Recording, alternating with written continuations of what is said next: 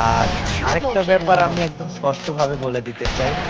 মাঝে সাঝে অনেকে আমার গায়ের রং নিয়ে আমাকে খুব বাজেভাবে একটা নাম নিয়ে ডাকে।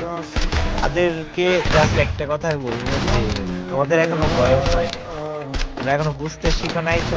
এর জন্য মনে করো মানুষের গায়ের রং নিয়ে মানুষকে ছোট করে কথা বললে অনেক কিছু হওয়া যায়।" তো ওকে। সবাইকে ক্ষমা করলেও যারা আমাকে বাজে নামে ডেকেছে বা আমার গায়ের রং নিয়ে আমাকে বাজে কথা বলেছে, তাদেরকে কোনোদিনই ক্ষমা করব না। কারণ ছোটবেলা থেকেই গায়ের রং নিয়ে মানুষ অনেক ছোট করেছে। এখনো চেষ্টা করে করার। তবে আমি তাদেরকে ক্ষমা করব না। যারা গায়ের রং নিয়ে বাজে নাম দিয়েছে, আসলেও ক্ষমা করব না। আর যারা ওড়না নিয়ে মজা নিয়েছো, বাজে কথা বলেছো, তোমরা হেদায়েতপ্রাপ্ত নও। আল্লাহ তাআলা তোমাদেরকে ক্ষমা করে দিক।